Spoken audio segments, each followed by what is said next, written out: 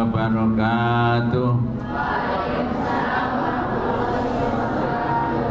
Bismillahirrahmanirrahim. Asyhadu an la ilaha illallah wa asyhadu anna Muhammadar Rasulullah. Allahumma aftah alayya futuhal arifina bihikmatika wansur alayya rahmataka wa dzakirni ma nasitu ya dal jalali wal ikram. Wa sallallahu ala sayyidina Muhammad wa ala alihi wa sahbihi ajma'in. Walhamdulillahi rabbil alamin. Al-Fatihah. A'udzu billahi minasy syaithanir rajim. Bismillahirrahmanirrahim. Alhamdulillahi rabbil alamin. Ar-Rahmanir-Rahim. Maliki yaumiddin. Iyyaka na'budu wa iyyaka nasta'in. Ihdinas siratal mustaqim. Siratal ladzina an'amta 'alaihim ghairil maghdubi 'alaihim waladdallin. Amin. Bocah lanang sing pan kandha dewek ora sami luaji. Bismillahirrahmanirrahim. Alhamdulillahi rabbil alamin. Assalatu wassalamu ala asrofil anbiya'i wal mursalin wa ala alihi wa ashabihi ajmain. Wala hawla wala quwwata illa billahil aliyyil azim. Qala Allah ta'ala fi kitabihil karim. A'udzu billahi minasy syaithanir rajim. Bismillahirrahmanirrahim. Wa ma 'alaina illal balaghul mubin. Qala rabbi ishrah li sadri wa yassir li amri wahlul 'uqdatam min lisani yafqahu qawli. Waj'al li waziran min ahli. Subhanaka la ilma lana illa ma 'allamtana innaka antal alimul hakim. Qala al-musannif rahimahullah wa nafa'ana bihi wa bi ulumihi fid dharaini amin ya rabbal alamin. Kaum muslimin dan muslimat, para pendengar Radio Darussalam, pecinta kuliah asar yang kami hormati, kami cintai, para santri putra maupun putri yang kami hormati, Bapak Mugal, pemandu acara kuliah asar yang kami hormati dan kami cintai. Alhamdulillah, kita panjatkan syukur kehadirat Allah Subhanahu wa ta'ala yang senantiasa melimpahkan taufik dan hidayahnya kepada kita sekalian, sehingga pada sore hari ini kita bisa melaksanakan kegiatan rutin, yaitu kuliah asar. Pada sore hari ini masih berkisar tentang sedekah. Rasulullah sallallahu alaihi wasallam bersabda, Ya Aliyu, wahai Ali, lama khalaqallahu, nalikane gawe sapa Allah al jannata ing swarga, qalat matur sapa swarga, qalat matur apa swarga, ya Rabbi he pangeran ingsun, lima khalaqtani, kenging napa panjenengan damel kula, kenapa panjenengan menciptakan saya? Qala jawab sapa Allah, likulli sahiyin, kanggo tempate wong sing loman, wataqiyin lan wong kang padha takwa. Qalat moko ngendika sapa swarga, raditu, ridho ingsun. Jadi ketika Allah membuat swarga, swarga itu bertanya, ya Allah, kenapa panjenengan kok membuat saya? Allah menjawab, saya membuat kamu untuk tempat orang-orang yang loman dan orang-orang yang bertakwa. Setelah itu swarga jawab, ya kalau begitu saya senang, ya kalau begitu saya ridho. Wa qalatin nar, setelah itu neraka juga bertanya. Wa qalat, dan bertanya an-naru, apa neraka, ya Rabbi wahai pangeran kula, lima khalaqtani, lima krono apa khalaqtan damel panjenengan ni maring ingsun, kenapa panjenengan membuat saya? Qala jawab sapa Allah, likulli bakhilin wa mutakabbirin, likulli bakhilin kanggo wong-wong sing bakhil, wa mutakabbirin lan wong-wong sing pada takabur. Qalat, maka jawab sapa neraka, ana laha, ana utawi ingsun, laha iku tetep kanggo wong-wong sing bakhil lan wong-wong sing takabur. Jadi neraka pun setelah dibuat itu bertanya kepada Allah, ya Allah, kenapa panjenengan kok membuat saya, nggak membuat yang lain?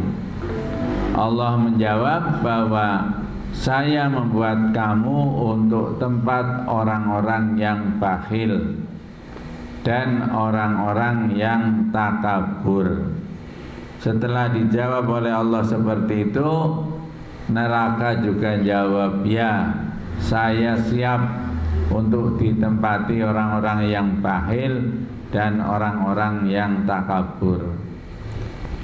Jadi ternyata si surga dan si neraka itu ketika baru dibuat oleh Allah itu bertanya, bingung, kenapa Allah kok membuat saya? Akhirnya dijawab oleh Allah setelah lebih jelas bahwa surga dibuat itu untuk tempat orang-orang yang loman dan untuk tempat orang-orang yang bertakwa. Begitu juga neraka dibuat itu untuk tempat orang-orang yang bakhil dan orang-orang yang takabur. Wasiat ini perlu diperhatikan oleh kita bersama Bapak-bapak, ibu-ibu, para pendengar, para santri, mari kita hidup di dunia ini berusaha agar jangan sampai jadi orang yang bakhil, agar jangan sampai menjadi orang yang takabur, karena jelas bakhil dan takabur itu sudah disediakan tempatnya, yaitu di naru jahannam, akan ditempatkan di api neraka jahanam. Dan sudah barang tentu kita berusaha agar kita bisa menjadi orang yang loman dan orang yang bertakwa kepada Allah Subhanahu wa ta'ala. Wasiat selanjutnya, ya Aliyu, wahai Ali, man khalafa hawahu kanatil jannatu, man iku sapane wong khalafa kang wani bantah, kang wani nentang hawahu maring hawa nafsune, kanatil jannatu, kanat ono sapa wong mau al jannatu suwarga, kanat ono apa al jannatu suwarga, iku ma'wahu panggonan tempate utawa panggonan balike. Waman lan sapane wong atau taat sapa wong hawahu maring hawane, hawahu maring hawa nafsune, kanat maka ono sapa jahannamu neraka jahanam, maswahu panggonan utawa tempate. Lo wasiat yang kedua wonten dinten menika Rasulullah ngendika maring Sayyidina Ali bahwa sing sapane wong bisa nentang, artinya orang mengikuti maring nafsune, wong kuwe disediakan surga panggonane mangke. Tapi angger wong kok uripe mengikuti hawa nafsune, maka disiapaken panggonan balike kuwe ning neraka. Maksude nentang maring hawa nafsu, Allah Subhanahu wa ta'ala sampun ngendika wonten Al-Qur'an, annan nafsa la ammaratum bisu, saat temene nafsu itu senantiasa mengajak kepada kejelekan. Jadi ketika si nafsu itu mengajak kepada kejelekan, kita harus menentang, kita harus tidak mengikuti. Kalau kita mengikuti, maka jelas kanat jahannamu maswahu. Jadi kalau kita mengikuti, maka kudu siap awake niku badhe mlebet wonten neraka. Perlu kula sampaikan datang bapak-bapak, ibu-ibu, nafsu memang ciptaan Allah. Nafsu gaweane Allah Subhanahu wa ta'ala. Ditempelaken maring manusia niku nggo nglengkapi pepeke manusia niku sawuse dimehi akal niku dimehi nafsu.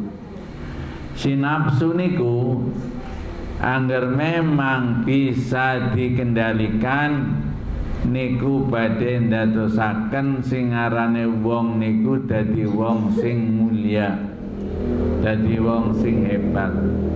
Tapi angger nafsu dijor sesuai karo ngendikane Allah, la ammaratum bisu, pengajake ngajak supaya tumindak sing ora apik kok diikuti, maka manusia niku badhe dados manusia utawi tiyang ingkang cilaka. Mila para sedaya monggo kita nafsu niku kudu dijinakkan, kudu diatur dipateni ora oleh. Pernah ning siji waktu sahabat niku matur maring Rasulullah, ya Rasulullah, kula niku pengin anggone ibadah saged kados panjenengan. Panjenengan niku anggone ibadah wekel sanget nggih. Sampai-sampai pernah terjadi Rasulullah salat, sasampunipun salat niku Dewi Aisyah nangisi Rasulullah karena Rasulullah niku sikile melar. Akhirnya Rasulullah taken, bisane nangis Aisyah? Kula nangis mboten pripun-pripun. Kula nangis niku melas sanget dateng panjenengan, karena panjenengan sukunipun melar ageng. Niki nangise kula niku kados ngaten. Jadi Rasulullah niku kari salat bener-bener wekel, bener-bener mantep. Sampai-sampai sukune melar mawon boten konangan, boten krasa. Lho niki ana sahabat sing iri maring Kanjeng Nabi, ya Rasulullah, kula niku boten saged kantos panjenengan. Kados ingkang dadosaken kula boten saged niru ibadah panjenengan karena kula niku nafsune niku senenge ngejake sing kaya kae. Enggane nafsu kula tak pateni mawon dos pundi Rasulullah. Kula pateni. Rasulullah jawab, aja dipateni. Nafsu ke ora kena dipateni. Nafsu niku kudune dijinakkan, kedae diatur, kedae eben manut maring akal, dadi aja dipateni. Jadi ternyata nafsu tidak boleh dibunuh, ya. Seperti halnya Anda tahu yang namanya kerbau lanang, ya. Kebo lanang arane apa? Coba badekan kebo lanang arane apa? Kayak bocah lanang sing senenge kanda dewek, kebo lanang arane apa? Laka sing ngerti. Awal kebo lanang arane apa? Jamus tak bahasa Arab. Kebo lanang arane apa? Jawadon maning pinter rata lanang ora ngerti. Kebo lanang arane pelen, ya. Pelen, ya. Sapi lanang arane banteng, ya. Wedhus lanang arane apa?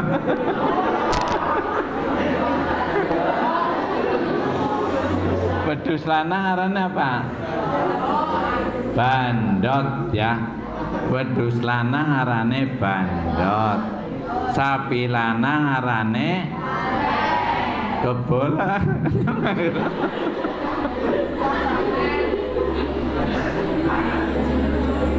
Ya.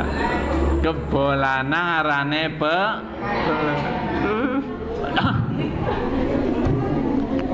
oh. Nyo angger kaku akhirnya harus ngomong. Jadi kamu itu perlu ngerti, ya. Kebo lanang kae sing lemu, ya. Dulu itu yang namanya kerbau yang laki-laki itu kan untuk narik gerobak, ya. Untuk narik pedati, ya. Pedati itu gerobak yang pakai kerbau itu. Itu kerbau gemuknya bukan main dan tenaganya kuat. Katanya kenapa kerbau yang laki-laki itu menjadi gemuk dan tenaganya kuat? Karena nafsunya dibunuh, syahwatnya dibunuh, yaitu barangnya itu diambil, ya. Itu namanya dikebiri, ya. Dikebiri, ya. Nah, ini sahabat mau dikebiri nafsunya, ya. Nafsunya pan dikebiri, tapi dilarang oleh Rasulullah, jangan dikebiri, jangan dimatikan, sebab nafsu juga manfaatnya besar. Kamu di sini perempuan ini cantik-cantik, bisanya cantik-cantik, ya, pakaiannya baik-baik, itu karena punya nafsu. Kalau tidak punya nafsu, ya nggak mungkin seperti ini. Begitu juga yang laki-laki ganteng-ganteng karena tahu ini saya akan bareng dengan perempuan, biar saya dilihat oleh perempuan bahwa saya ini gagah, saya ini rajin, saya itu necis. Itu pasti ada yang punya prinsip seperti itu. Kalau kamu tidak punya nafsu, datang ke sini riwek-riwek ya ora apa-apa, ya. Pakaiannya amburadul ya nggak apa-apa, mungkin orang nganggo klambi ya mungkin nggak apa-apa, karena tidak punya nafsu, ya. Makanya nafsu itu perlu dijaga, nafsu itu perlu diatur oleh yang namanya akal. Loh, di sini kalau kita nafsunya bisa diatur, bisa dijinakkan, dakhalal jannah, akan masuk ke surga. Jadi inilah wasiat Nabi itu seperti itu. Untuk itu kepada kaum muslimin dan muslimat, mari kita hidup di dunia ini pandai-pandailah mengatur nafsu kita. Kita jangan sakepenake, sakepengine, nafsu ngajak begini diikuti, nafsu ngajak begitu diikuti, akhirnya kita ini akan menjadi orang yang cilaka. Ini saja bapak-bapak, ibu-ibu, dua wasiat yang disampaikan oleh Rasulullah kepada Sayyidina Ali. Pada sore hari ini saya akan mengucapkan terima kasih pada para pendengar Radio Darussalam, pecinta kuliah asar yang kemarin yang jawab itu cukup banyak, ada 12 orang. Ada 12 orang, bahkan kata Bang Mogal, sebetulnya yang mau menjawab itu banyak sekali, hanya masuknya yang agak sulit, ya. Sehingga mohon maaf kalau yang jawab itu cuma 12 yang bisa masuk. Yang pertama Mbak Desi Harjosari Kidul, terima kasih, jawabannya baik. Yang kedua Ibu Umi Maskuroh Rajek Besi, ini juga jawabannya baik dan lengkap. Yang ketiga Bapak Sadnan Grobok Wetan, baik, ya, singkat. Yang keempat Bapak Rizal Balapulang, jawabannya singkat. Yang kelima Bapak Rojikin Jatirokeh, jawabannya baik dan singkat. Yang keenam Ibu Umi Siti Khadijah Kesuben, baik. Yang ketujuh orang yang memiliki, yang ketujuh tidak menyebutkan namanya. Yang kedelapan Ibu Sumarni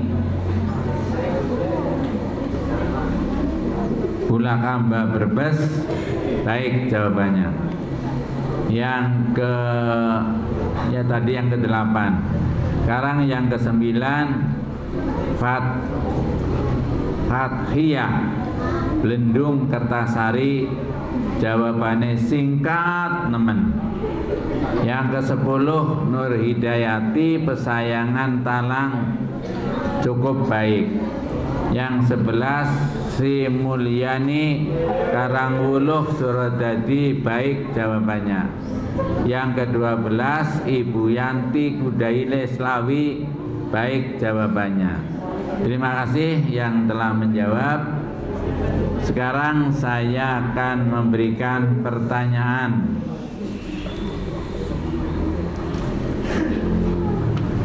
Tadi saya sudah menyampaikan bahwa surga ketika dibuat bertanya kepada Allah, kenapa panjenengan membuat saya?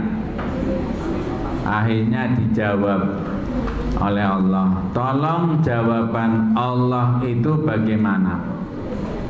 Jawaban Allah itu bagaimana? Yang kedua, neraka juga bertanya kenapa Allah membuat saya. Akhirnya Allah menjawabnya. Jawaban Allah itu seperti apa? Silakan kalau yang mendengarkan gampang jawab pertanyaan ini. Kalau tidak mendengarkan ya mestinya tidak bisa ya. Terima kasih.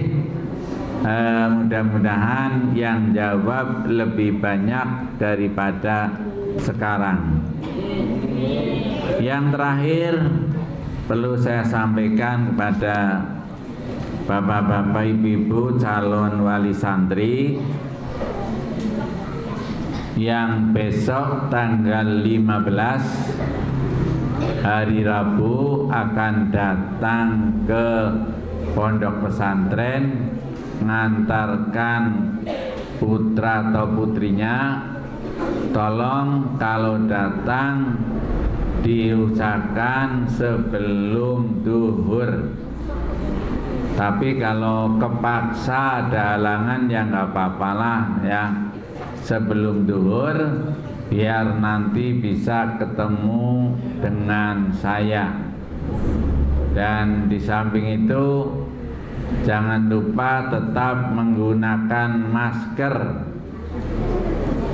Dan anak-anaknya, santrinya harus membawa surat kesehatan. Di samping itu kepada para santri yang sekarang sudah berada di pondok pesantren, saya minta tolong berhati-hati tetap ya.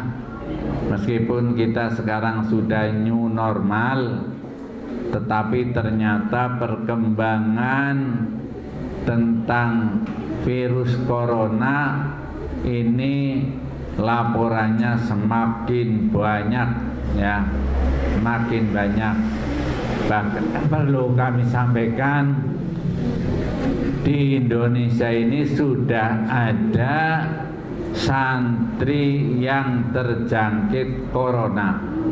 Saya tidak menyebutkan pesantrennya ya, tetapi yang jelas sudah ada 2 orang ya, akhirnya sekarang diisolasi ya. Untuk itu kepada santri Darussalam tetap berhati-hati. Sekarang tetap berada di asrama saja. Kalau keluar ya keluar yang sudah diatur tempatnya, hanya untuk makan di tempat makan. Dan kalau beli sesuatu ya ada tempat-tempat tertentu yang Anda bisa membelinya atau bisa keluar ya, karena sudah ada pesantren yang santrinya kena.